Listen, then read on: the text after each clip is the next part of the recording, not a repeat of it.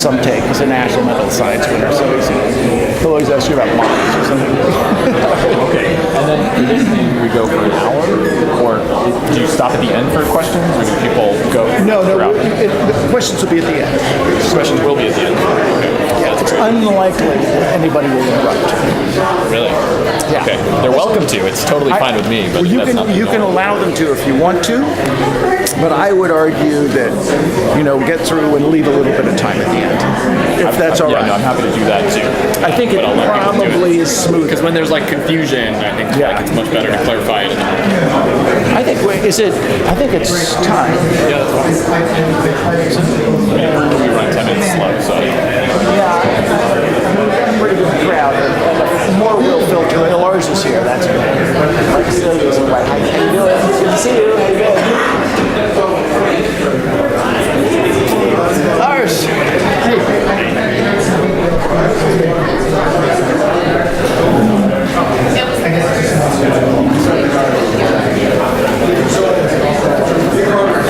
Afternoon, everybody. I think we might as well get started. People will continue to filter in, and we'll let them, but it's their loss. It's a very, very great pleasure to introduce Hsiang here today. I first encountered Solomon's work when preparing to teach the Environmental Nexus course and read for about a year outside of my area and came across his work, and it was like a breath of fresh air. I was used to the climate impacts literature being centered on integrated assessment models that were cold, calculated, often general equilibrium models of the entire global economy and that sort of thing. And all of a sudden, here was a person who was doing something both real and sensible, and you'll see that today. He is, in my view, the leading scholar on climate impacts for this reason. He did a double BS in Earth, Atmospheric and Planetary Sciences and Urban Studies and Planning at MIT some time ago. He did a PhD at Columbia on development, sustainable development. He was a postdoc here with Michael Oppenheimer after that for a short period of time, 2 years, I guess. And then he went immediately to Berkeley, where he is now the Chancellor Associate Professor of Public Policy at Berkeley. You may have read about Climate Impacts Lab, which is Michael Greenstone and Solomon's deal. It's a highly prominent effort to quantify impacts of climate change in the US and elsewhere. And so with that, I also want to give you our PEI, I guess it is, mug. This is a great piece of swag. And Solomon, please.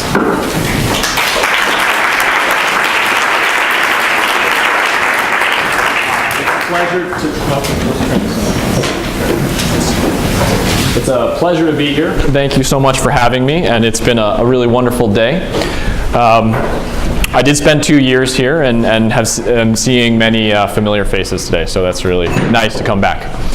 I'm going to show you sort of a brief survey of some of the research I've done with collaborators or students over the last few years, where we are trying to understand the global social and economic consequences of climate change, primarily. And if we have time at the end, I'll show a smattering of other projects we're doing that sort of connect to some of the principles that we've been exploring when we think about the climate. I like this one particular picture. This is outside of Mexico City, and to me it's kind of a breathtaking image that in a way sort of captures the problem that we think about every day. We have millions, billions of people in fact, around the world working as hard as they can to better themselves, their opportunities for their children. At the same time, it's consuming resources, and when a billion people try to do the same thing all at once, it has really tremendous impact on the environment. At the same time, you can see this population is directly exposed to the environment above them, and a lot of my work is thinking about how that imposition then affects what's happening in the community below. So from a policy perspective, we stand here today at sort of this juncture, making decisions about whether or not to make costly investments transforming the global energy system. Now, from a decision theory standpoint, it makes sense to make those investments if moving along a different trajectory, which you invest in, pays itself off in the future. The challenge to date has been that it's very difficult to determine what these alternative futures look like from a human or an economic perspective.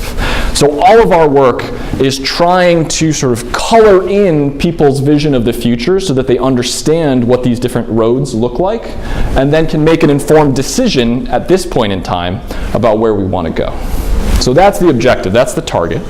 And I should mention out front that please feel free to interrupt if you do have a question. Sorry, I understand there's very polite norms here, but sometimes there's confusion that arises mid-flow, I understand.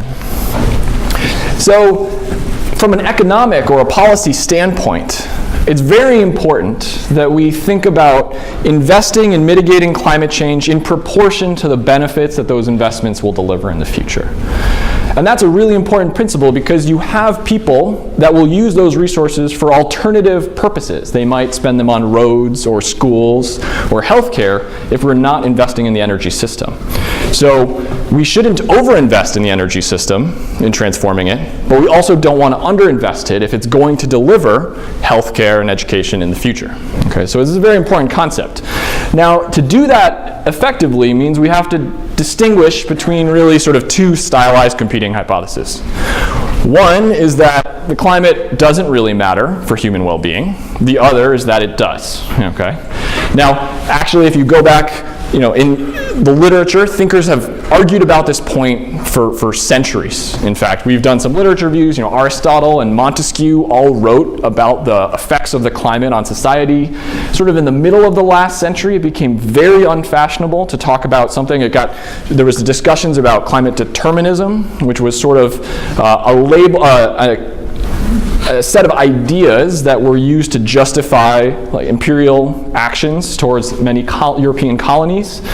And so there's been a real resurgence in trying to distinguish between these two cases. If the climate matters a lot, we should invest a lot. If it matters very little, it may be less worth it to invest things.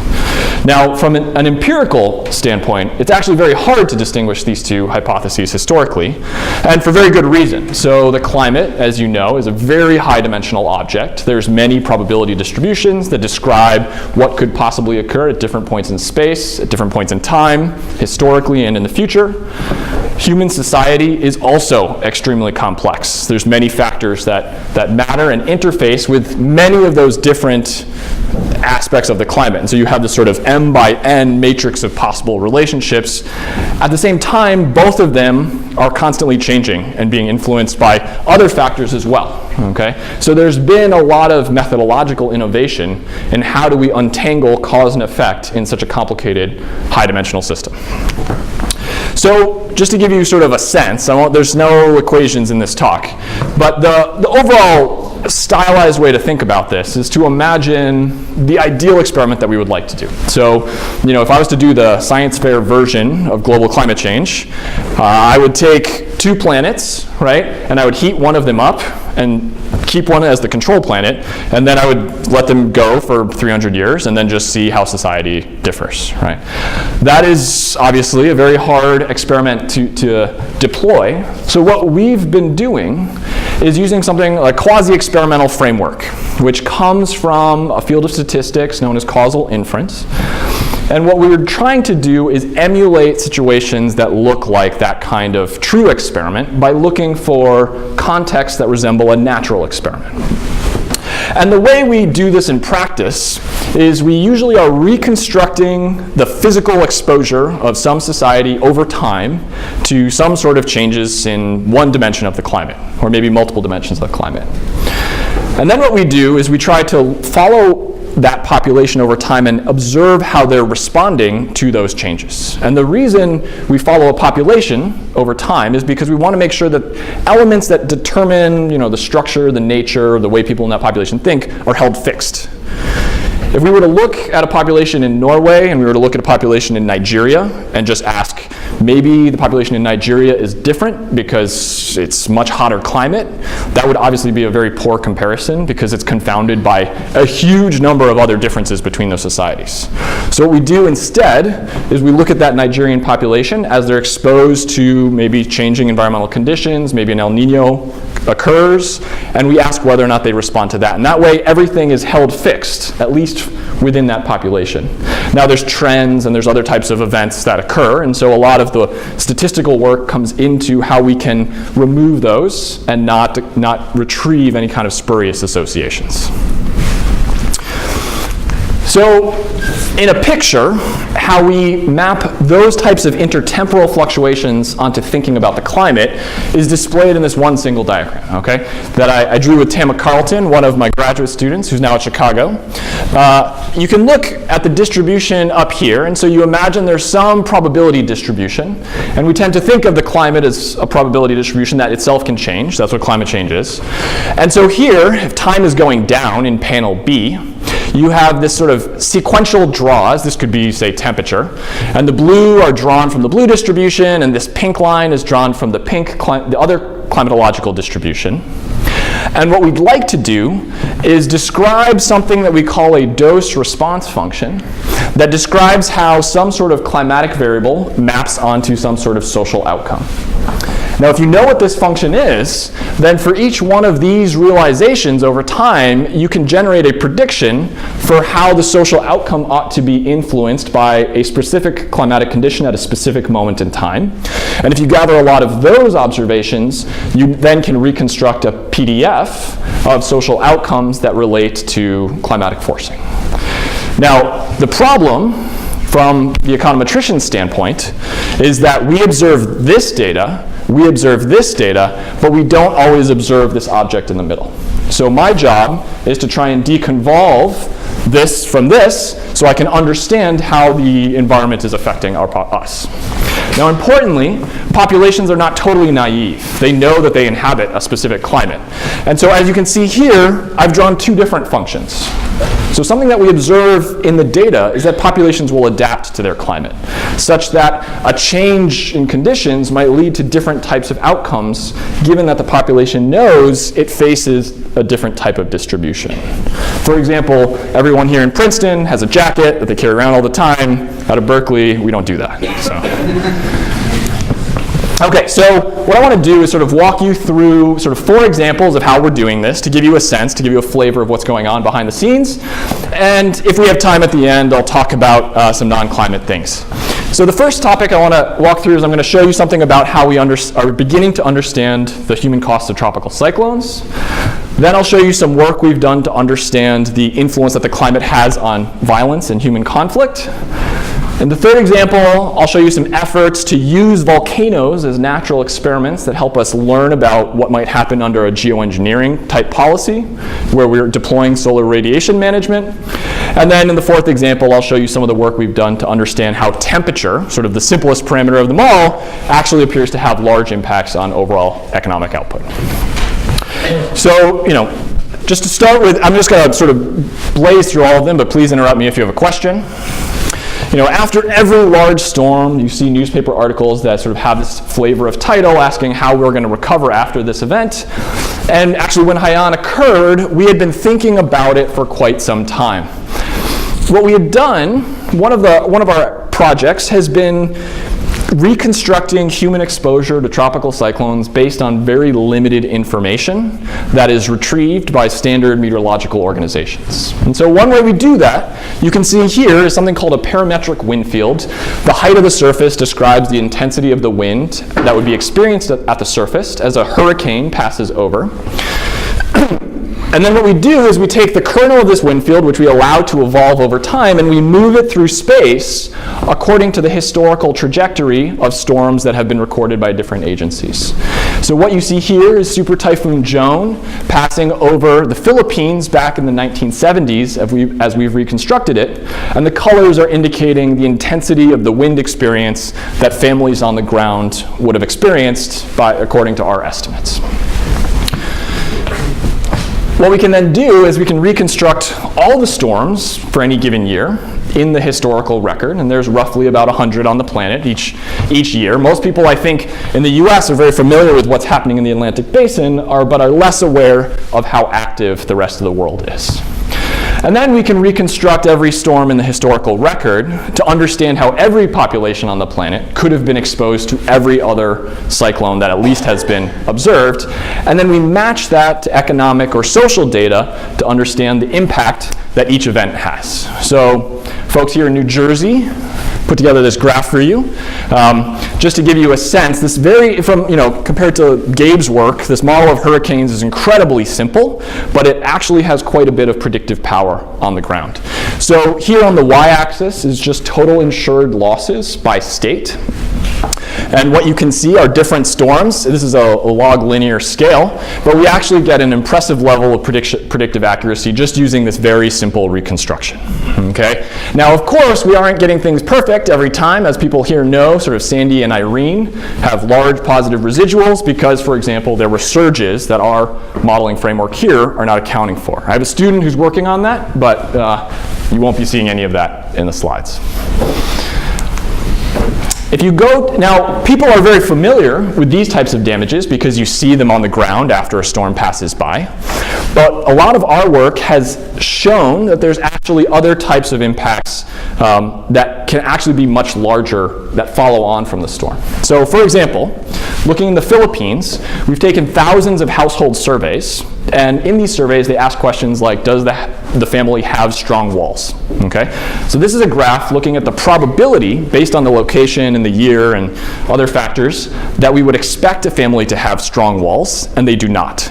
Okay, so this is the probability they're conspicuously missing walls, and on the x-axis is the wind speed that family was exposed to in the prior hurricane season, the typhoon season there. So what you see is if they've been hit by a stronger storm in the past, there's a higher probability that there's weaker walls to their structure, probably because they were destroyed and have been reconstructed with cheaper materials.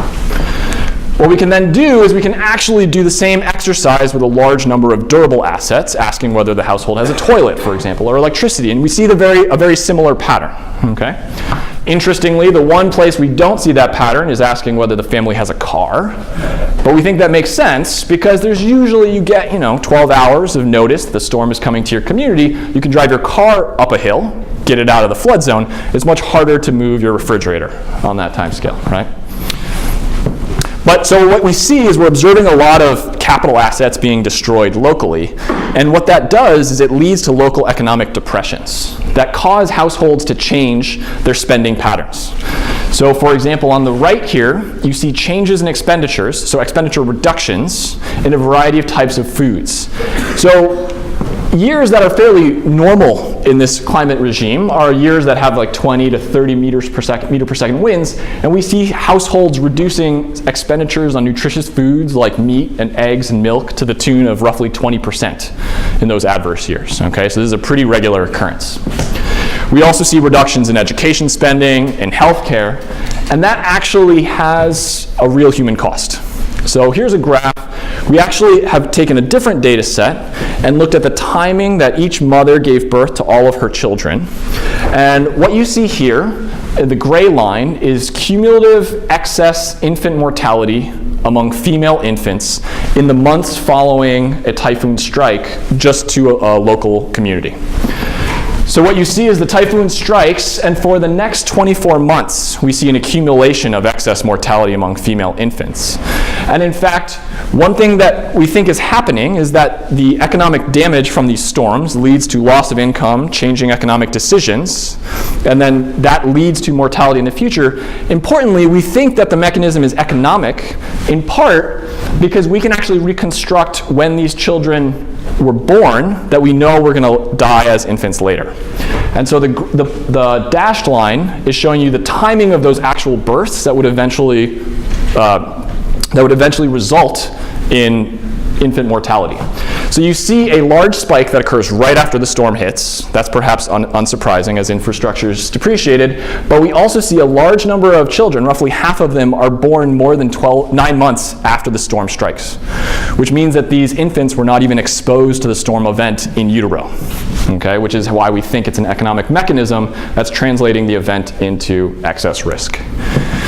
When we take these results together, just in the Philippines context, we see something quite stark. So on the left are estimates of the economic loss and the officially reported mortality statistics that you would see in the newspaper if you were to open it up, okay? These are coming from something known as the MDAT database. When we reconstruct what we think the economic losses and the mortality translated through these economic mechanisms would be across the Philippines, it's roughly 15 times larger, okay? By our estimates, roughly 12% of infant mortality in the Philippines can be traced to typhoon exposure. It's a very intense cyclone environment. Now, these types of fluctuations have impacts on the overall economy. So this has actually been a famous question in macroeconomics for some time. A lot of UN or IPCC reports have a graph like this, which asks if we follow a country over time and we look at their GDP, which is a measure of total gross domestic output. That's all the income that's earned by a country. So the US is very obsessed with maximizing GDP growth, as are many countries. There are traditionally sort of 4 hypotheses about what might happen when a disaster strikes. Okay, so the one hypothesis that's been out there, many people have written on, is this notion of creative destruction. And it's kind of this idea that, well, there's things about the environment that when they change, they're going to stimulate people to innovate or make decisions that they wouldn't otherwise make. So for example, a storm might come, knock down a tree. Lars and I move the tree off of our joint lawns. We realize that we are working in complementary industries and we could do something together, so we start a new enterprise together, and somehow that disaster has triggered some growth. Okay, so it's a very optimistic view. There's a second hypothesis here, the Build Back Better hypothesis. This is the one favored by mayors in cities that have just been destroyed. And the idea is that, we're going to perform below our historical trend for some time, but we're going to work really hard such that we will come back and we'll actually be better off than we were before the storm struck. There's a third hypothesis here, the recovery to trend, and that basically just imagines that something is magical about this trend line, such that in the future, even if we are slowed down by the disaster, we will pedal our bikes very fast until we catch up to the trend, and then we will level off there. And then there's the fourth hypothesis, which is depressingly just the no recovery hypothesis. And the idea here is that we suffer economic growth losses for some finite period, and then we recover and we end up on the same growth rate path, but we don't have any sort of period of acceleration that allows us to catch up to the original trend. So what we do is we sort of match all the storms in the historical record to all the national accounts that we were able to access. And when we try to see what actually appears in the data, we find that basically the no recovery hypothesis appears to be incredibly robust. So we see that tropical cyclones are striking in year 0, and we see a very gentle and very subtle depression of economic growth, but it lasts for about 15 years and then levels off, such that we can actually detect the effect of a tropical cyclone 20 years after it has struck a country. I don't have the slides here, but we actually see this around the world, both for big, wealthy, developed countries as well as small island states. And when you add it up, if you say, okay, what happens if we turn up the volume on tropical cyclones, as some previous papers have written about, the net present value of just the excess foregone earnings that would accrue through this mechanism is worth roughly $10 trillion today. That's what we should be willing to invest in net present value. Now these sort of look like abstract costs, but I'll just show, because this is a community that's interested in these things. A colleague of mine called me after Hurricane Maria and said, what do you think what is the impact of the storm going to be? So I ran it through Licorice, the model, and I was sort of stunned by what I saw. So the average exposure of a randomly selected patch of land anywhere in Puerto Rico was over 120 mile per hour winds. Okay, so there was literally nowhere on the entire territory that you could hide from this type of event. This was unprecedented. In my data, there is no political unit that has ever experienced anything of this intensity in the Atlantic. And to give a sense, if we plug into our numbers in a very simple back-of-the-envelope kind of way, you could look at economic growth in Puerto Rico, which has been struggling, and you could say, well, I think maybe it would have done that, but Hurricane Maria struck, and so based on what we know about it, this is what we would project the trajectory to look like for the next 15 years going forward. Okay, and just to be clear, based on this historical growth rate, Puerto Rico basically lost 26 years of economic development in a 12-hour interval. So we actually wrote an op-ed sort of in the New York Times pointing this out to make people aware, and I think it's fair to say that there's almost nothing on Earth short of nuclear weapons that destroy value as quickly as tropical cyclones. So this is a graph we put in the Times just to give a sense of context. You know, we're really worried about financial crises and constantly designing macroeconomic policy to respond to those. We also, you know, we should be giving similar attention to events like tropical cyclones.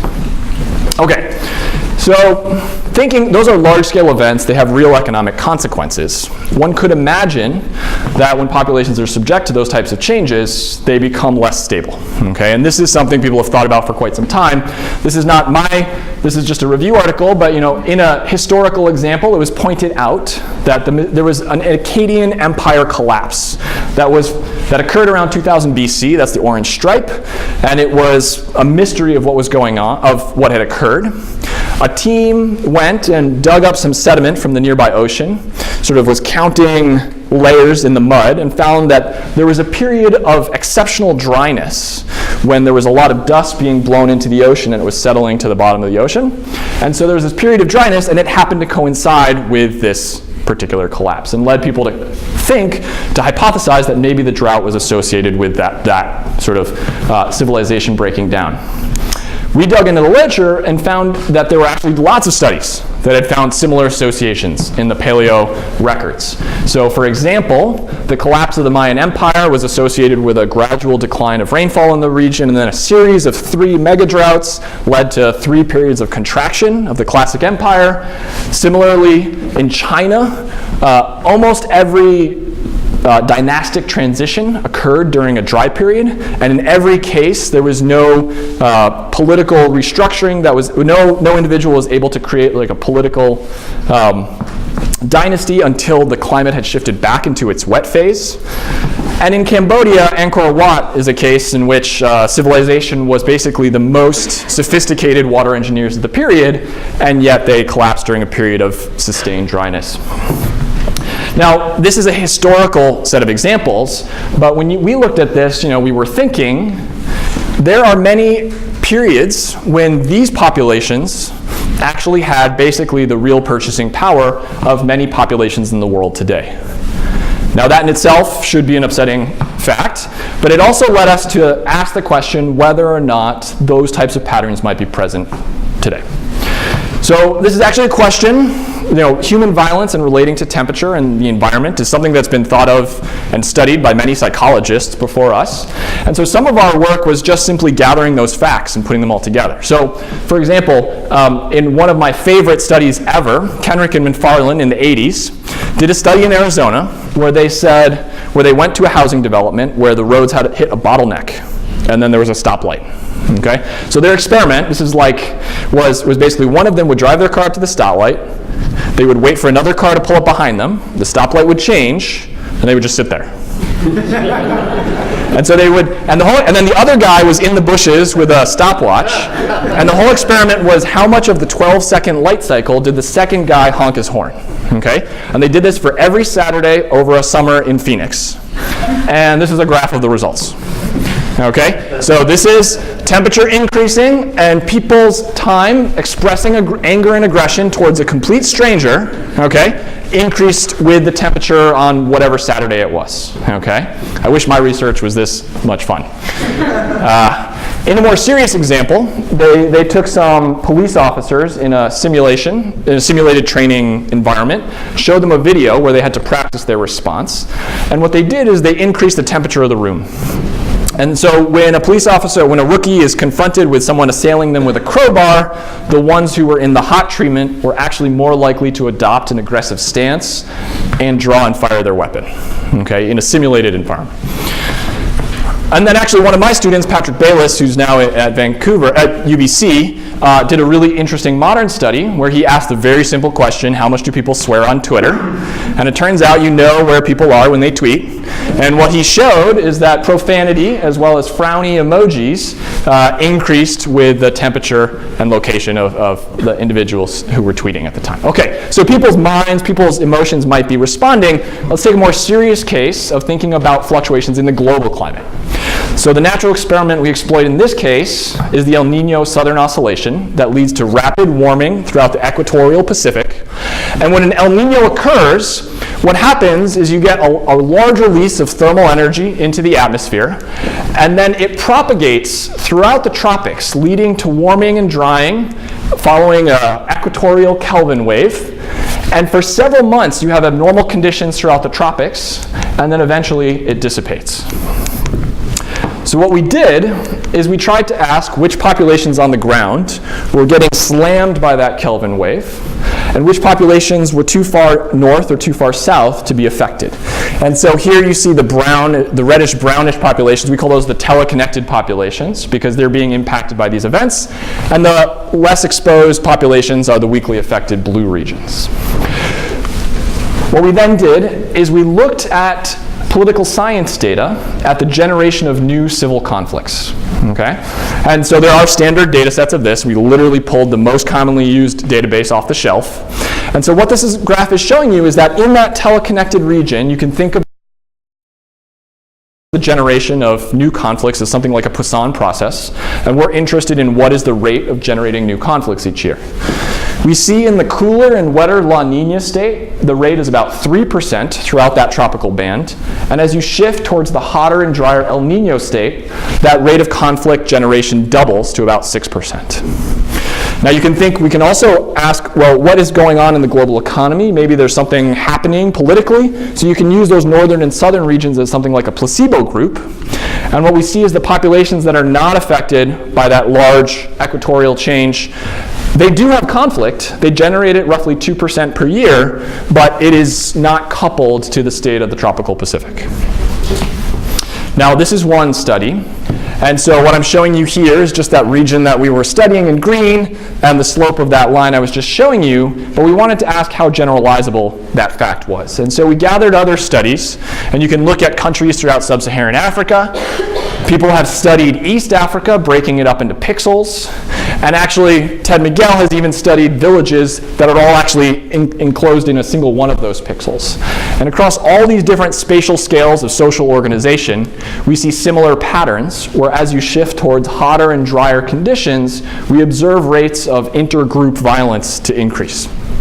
And so we've written these things up, and it was a bit controversial, but we pointed out that this fact seems to generalize quite well around the world.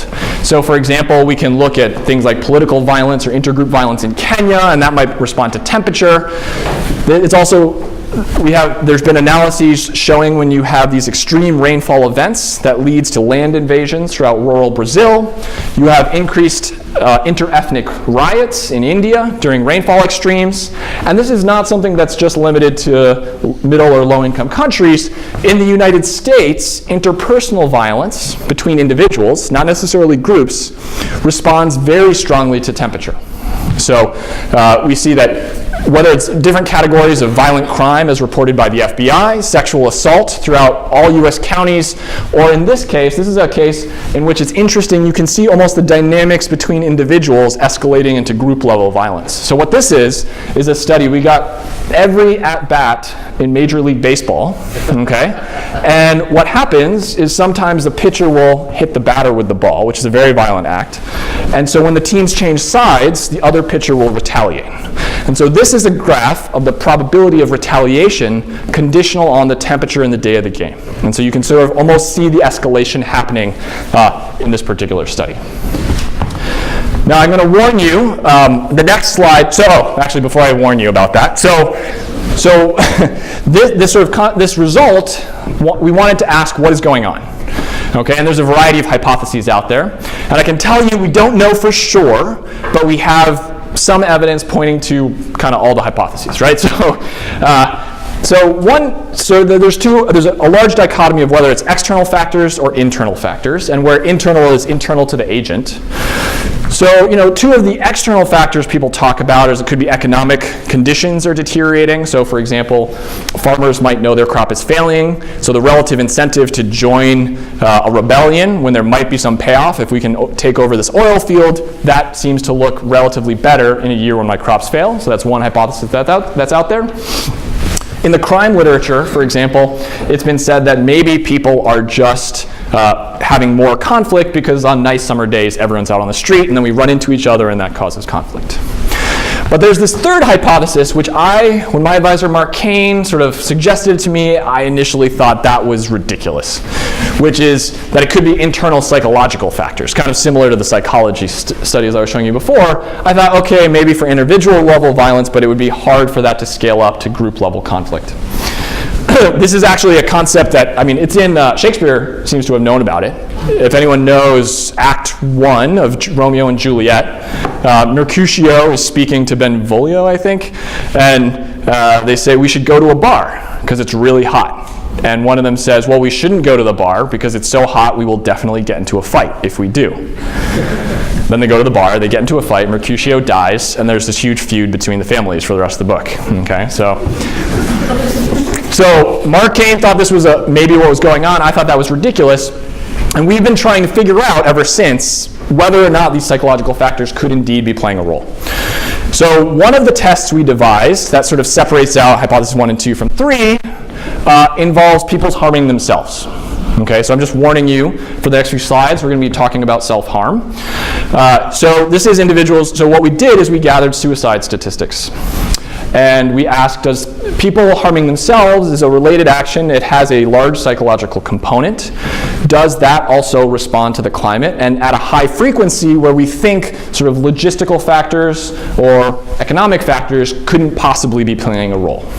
And so in a paper over the summer, we found that in the United States and Mexico, exactly that type of pattern, where when we have warmer temperatures, we have a very strong, very tight linear relationship between the probability an individual tries to successfully harms themselves and the temperature. And in fact, what's striking is that the US and Mexico have such similar results. Now this in itself, epidemiologically, is an important result because self-harm actually kills more people on planet Earth than all of the intentional and unintentional accidents and conflicts combined. Okay? So any sort of amplification of this process has real social consequence. Now we can ask, what we did is ask how general are these slopes? And so this is a map of those slopes from around the country and Mexican states. And what is really striking to us is that there is no clear pattern here. You can almost not see the border. Okay? This is not a phenomenon of poor communities. This is not a phenomenon of agricultural communities. There's a few blue dots, but that's mostly just sampling variability. If anything, we think this almost looks like it's actually a biological process because it is just so persistent and pervasive and consistent across populations, regardless of whether or not they're rich or poor. So that's one fact, that it could possibly at least be in part how people are making decisions. Now, at the same time, my graduate student was also investigating suicides in India, and she found exactly the opposite result, which made for some awkward lab conversations. So on the left here, what she's showing is that temperature during the growing season in India is a strong predictor of the suicide rate in Indian states.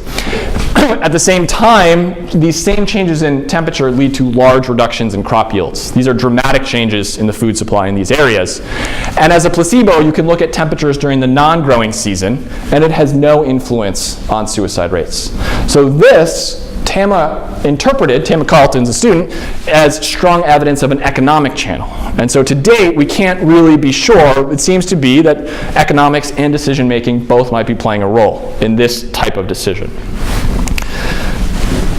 Oh, and importantly, one of Tama's substantive contributions was to point out that to date, just due to warming we've already experienced since 1980, one could attribute an excess 60,000 suicides across India, okay, just due to warming that is the trend that wouldn't otherwise have occurred without anthropogenic forcing. In the last example, what we did to try and really drill down into this is we did a lab study. This was actually a first experience for me. So this is sort of new. Not very many people have seen this. But we basically ran parallel experiments in a behavioral lab in Nairobi. Actually, is Johannes in here? In the lab that Johannes established in Nairobi, as well as in Berkeley, California. And so what we did is we brought subjects in, and we basically wanted to understand the mechanics of decision making. And so we tried to study basically all the parameters that behavioral economics has found ways to measure. So we asked how much do people trust one another, how altruistic are they, and in one of our most important pieces, we ask how much satisfaction do they appear to derive from destroying other people's assets. So the way that actually works is the individuals are allowed to basically say, like, I pick a number, and basically the payoff that you're getting from the whole experiment, it's just going to be ripped up. The Amazon cards, they're just going to be cut up and thrown away, okay? And people they just get to do it at no cost to themselves. We put people in hot and cold treatment groups and what we found, that's the setup, okay? And then what was kind of mysterious and surprising to us, this was not a planned part of the experiment, was that a presidential election was essentially stolen as we were running things, okay? And so there was these two timelines basically just show you how we're sampling from Berkeley and Kenya. And what happened is we actually had to shut the lab because of violence in the streets, okay, that the university was being closed. And so we have this political turmoil that's occurring where the Kikuyu sort of backed political group is accused of stealing the election from what is a Luo candidate.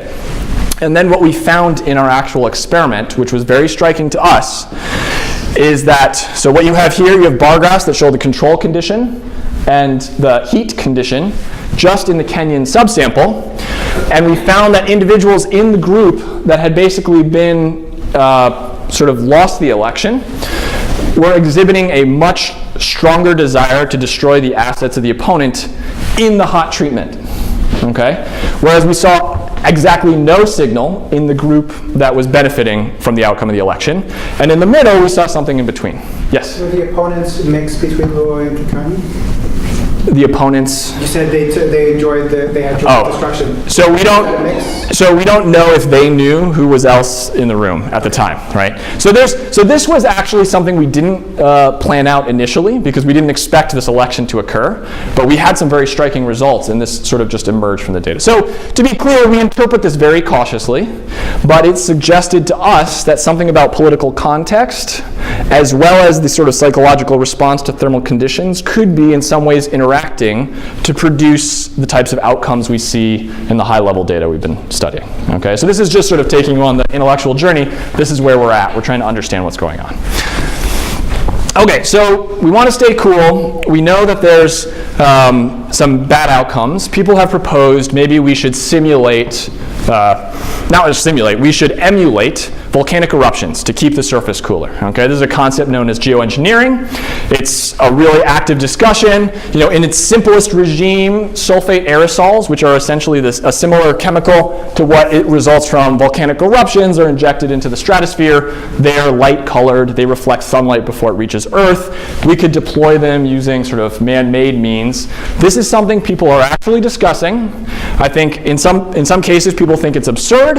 The National Academy has released a recent report saying we need to do more serious research on this so we can understand if it should be one of a portfolio of strategies. And some members of Congress have said, well, maybe this is very nice because it's a lot cheaper than the alternative of reducing greenhouse gas emissions.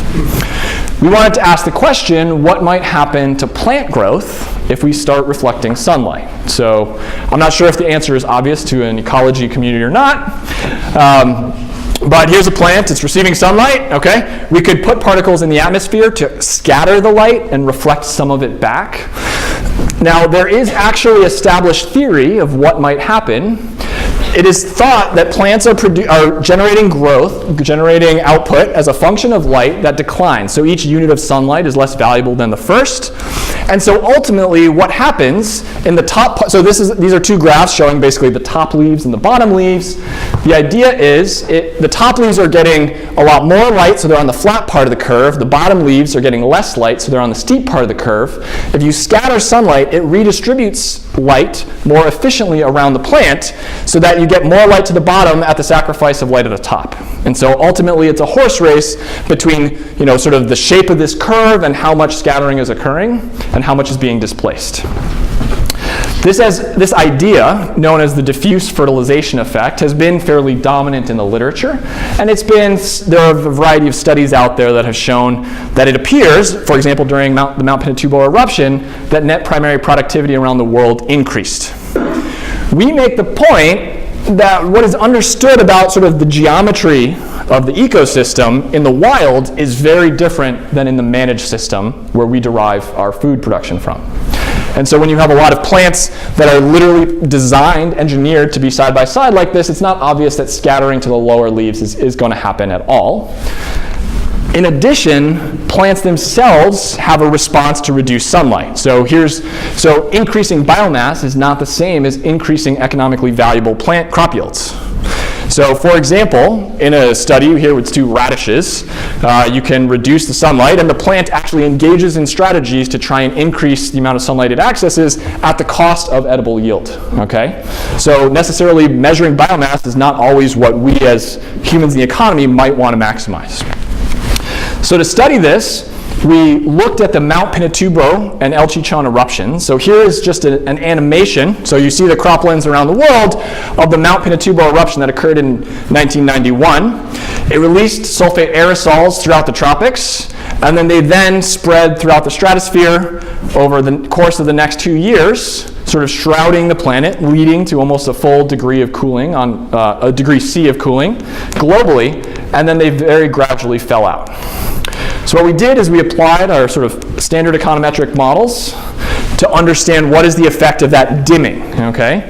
When we hold fixed all the other factors that were also changing, okay? So for example, it did get cooler, so we account for that. It did change rainfall patterns, so that we account for that. And when we do the reconstruction of what crop yields were like, we see that during the 2 eruptions, global crops responded, and they responded differentially based on the photosynthetic pathway of the types of crops we were examining.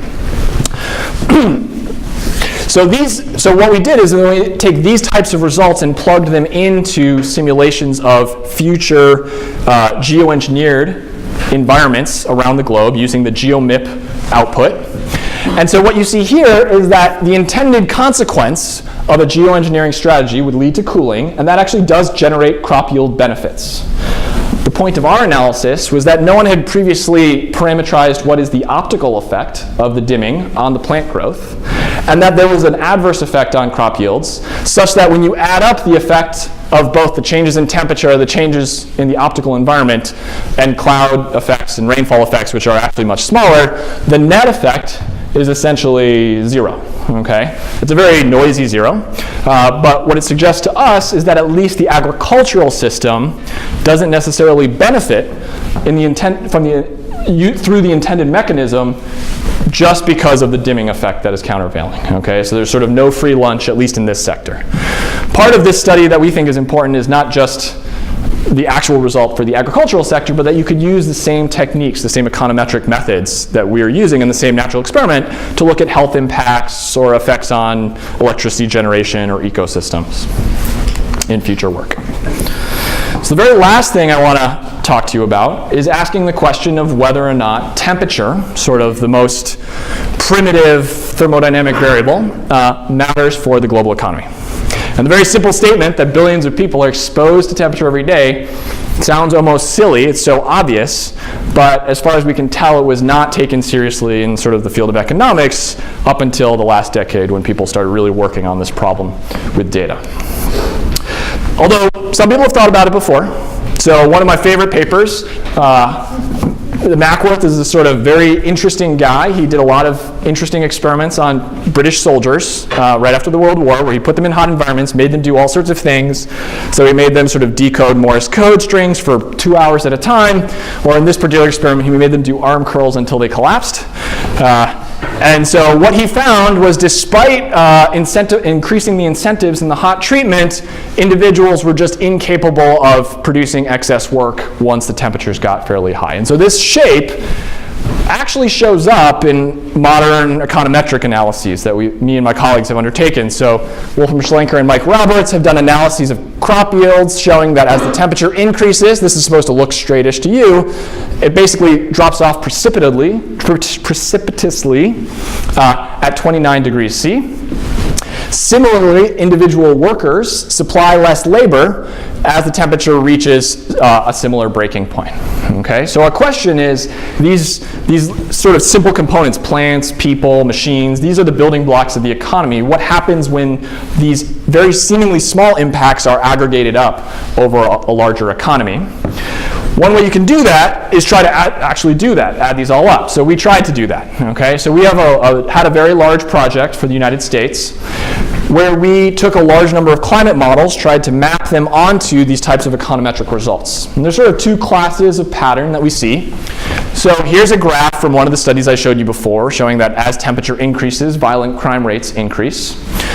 Because this is linear, it doesn't really matter where you start on the curve. Anywhere you go, if you heat up, you basically move a step to the right and you experience slightly worse outcomes. And so you see that in this graph of projected changes. There are some differences, but overall the country is generally losing. Okay, so everyone's a little bit worse off because of the warming that occurs. But in other impacts, you get this nonlinear U-shaped response. And this is very important because if you are at the cold end of the spectrum, say you live in Minnesota, you're down here a lot of days, and being a little bit warmer could actually benefit you by reducing excess mortality rates. Whereas if you live in Arizona, you're over on the right side of the graph much more often, and warming leads to additional cost without as large benefits. And so what we see in a projection is a very different pattern, in which you generate very large losers in the parts of the country that are already warm, and you actually generate net beneficiaries in the parts of the country that are cooler initially. To understand how all these pieces fit together, we looked at sort of all the different sectors that my colleagues throughout the community had been trying to study, and we pieced together things like labor, property crime, changes in hurricane frequencies, energy expenditures, health, agriculture, and we add them up to get an overall net estimate of the economic consequences of warming.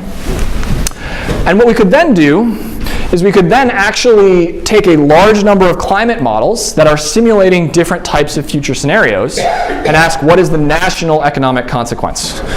So for a small change in temperature, these are the different climate models. We construct their economic damages under RCP 2.6, which is a sort of a high mitigation scenario. 4.5 is a more moderate one. 8.5 is sort of a very high emission scenario. And then what we can do is we can fit a curve and generate a mapping from global mean surface temperature anomaly to national total economic damage. Okay, and so this is a construct that had actually emerged in the literature in the 80s in Bill Nordhaus's work, which he won the Nobel Prize for this year. This is a damage function describing economic damage as a function of temperature, but it's based on sort of micro-level empirical data. Another fact about this analysis that has sort of gained some attention is that because of that U-shaped pattern I told you about before, the South is impacted much more heavily than many of the northern regions. And it turns out that today at baseline, these are many of the poorer parts of the country. So when you project these impacts forward and look at who is suffering the most, you see that the poorest part of the country is actually suffering much more than the wealthy part of the country, which in some cases is a net beneficiary. And so this makes us think that climate change could actually increase pre-existing patterns of inequality.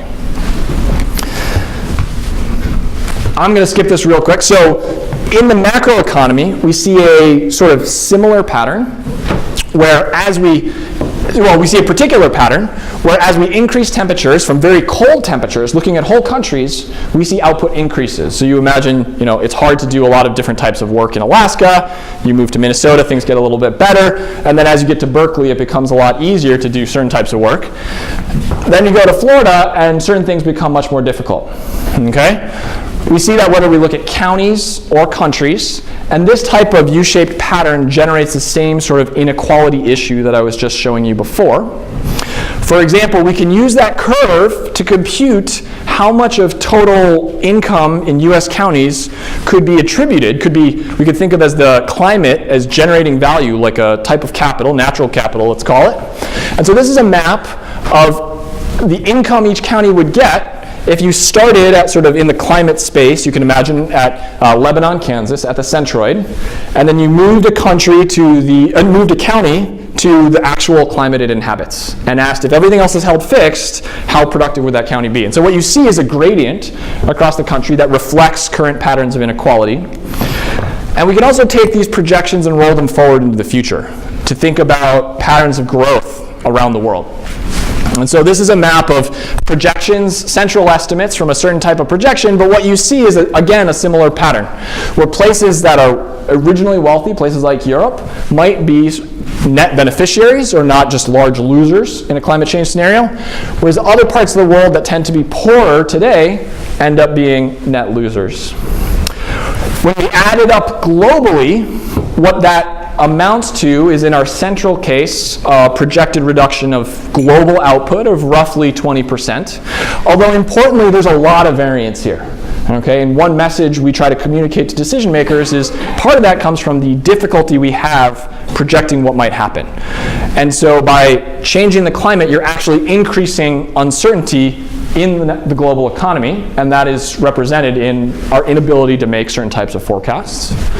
But also, the point I was saying before, that you also have broadening inequality, where the poorest 60% of the global population is really bearing the brunt of these losses, and the richest 40% is having much smaller impacts, because they today inhabit cooler locations. So, just to sort of summarize those types of results and try to make them understandable to sort of non-researcher communities, we've developed this simple graphic. So on your left is RCP 8.5. Those are what the colors indicate, the temperature changes. On the right is a higher mitigation scenario of RCP 2.5. And the intensity of the night lights that you can see, the human habitation, has been dialed or calibrated based on how the projected economic growth would change in these two differences. Okay? And so this is to give people sort of a sense of the different choices we have ahead of us. People sometimes look at this, and after I give a talk, they come to me and they're really depressed about things, and they're not feeling great because we've been talking about sort of difficult social outcomes. But what I say to them is, actually, we are in a really new era. We are the first generation that is able to do this, that is able to have some sense, to use data and computing to really paint a vivid picture of the choices that lie ahead of us. In the past, decision makers went to the fortune teller or looked to an astrologer, or they cooked some bones to try to read the tea leaves and make decisions. Today, we actually can be much more informed and have an open dialogue about what kind of future we want to have for our children. Thank you very much.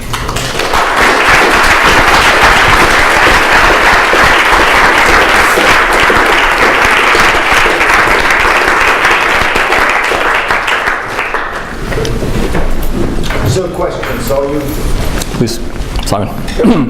That was great, progressing, but great. One thing I didn't see in your projections at the end were what effects would be on patterns of migration and how that might affect That's a great question. So it is very hard to imagine this world simultaneous with everyone just staying put. So from our own experience in the United States, the Dust Bowl led to some of the largest population movements in the history of the country. That is an area, so that is the number one question that journalists ask me on the phone. Basically every week someone asks me that. I will tell you that that is one of the very hard questions to answer. We do not know how much climate change will mobilize populations, and that is for a very good reason. We lack data on where a lot of people are historically, and so it's very hard to do the types of analysis I've shown you. That said, we are in the process of trying to do it as best we can. So, to all the graduate students in the room, this is probably the single most important open question in this literature right now, is how will economic activity and human populations redistribute across physical space in response to these changes? What about other demographic variables like birth rates? There are some interesting studies of that, actually. There's one very good study by Alan Barreca and Olivier Deschênes showing, they look at US Census data, and they actually show that births, so if you basically go 9 months from birth, you can estimate when conception was.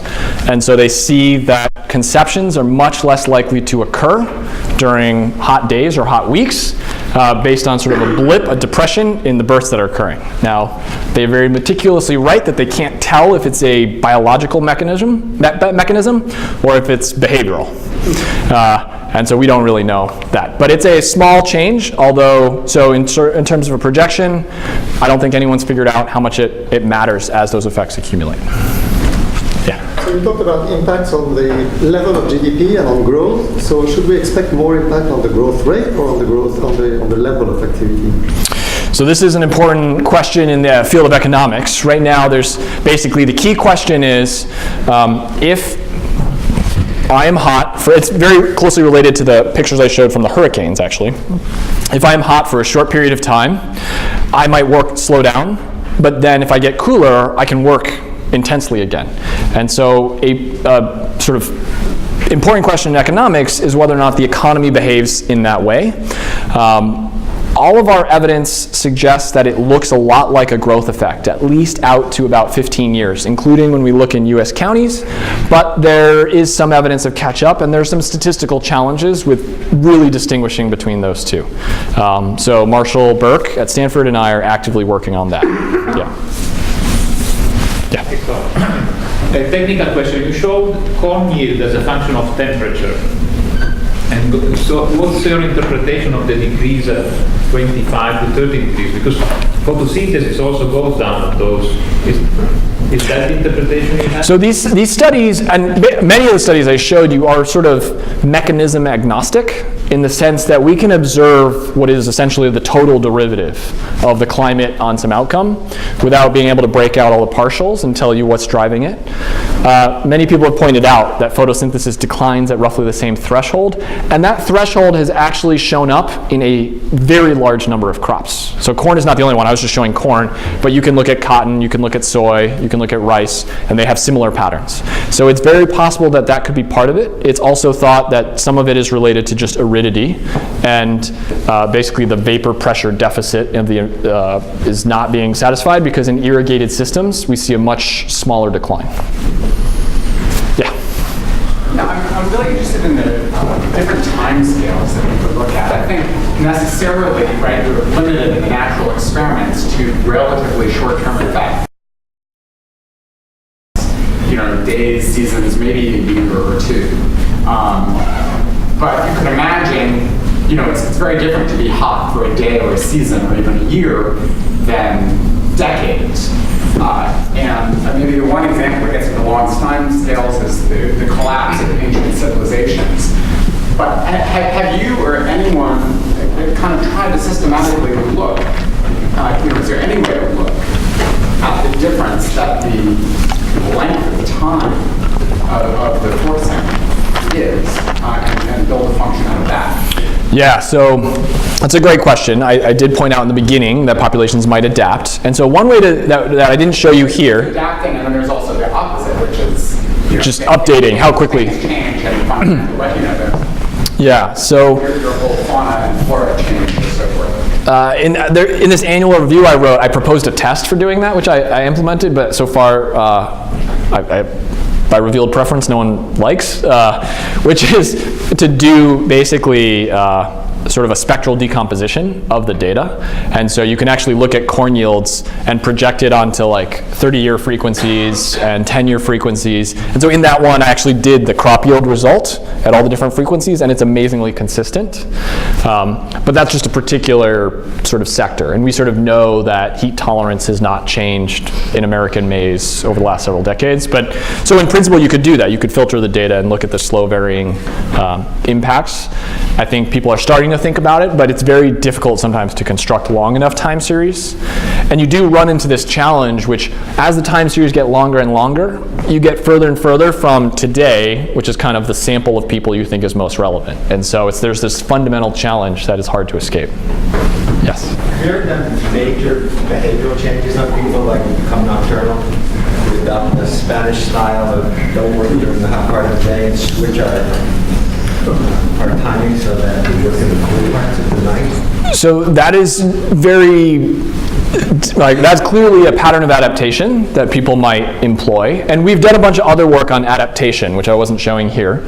And I think an important point is that people could do that, but we also are now developing methods to account for what is the cost of doing that. So the fact that you don't do that today suggests that you don't want to do that. So if something in the environment changes and forces you to start working in the middle of the night instead of the day, there's an idea that that will cause you some displeasure, some disutility. And so we're developing methods to actually try to measure how much you would dislike doing that, so that even though you might be doing that and it would then maintain your productivity, we would still have to be careful to track the costs of doing that to you. There could be social norms and switching too, right? If everybody switches, then socializing at night, go to Spain sometime. That's, yeah. Absolutely. Yes? I'm interested in the damage functions and the inequality, so the created damage functions. So I'm wondering how US-centric they are in two ways. So one is that, of course, we have all of these different components that you've done a lot of work in the US, and I imagine in most countries we don't have that much information. And then the other thing is that because of the geographical distribution of people, as you said, the wealthier people tend to live in the northern colder, but it could be in many countries the opposite, and then you might have more equal effects insofar as the poor get wealthier. So I was wondering how generalizable these are to other countries. Yeah, so Marshall Burke and I have a project that's not public yet, but where we take sort of the micro level data that we can from as many countries as possible, and it turns out that this overarching pattern generalizes quite well. We see it. Damage function being the overarching pattern? Or which Well, sort of the upside down hill shape, okay. the productivity curve, generalizes very well. That damage function the damage function that was US based looks very different if you compute it for other countries because of that nonlinearity. That's right. So let's do one more question. The gentleman in the back has been patient, so that's you. I was wondering if you've run any studies that relate the election of Donald Trump to a growing heat in the world. No, I have not. We have not done that. Well, let's thank Saul one more time.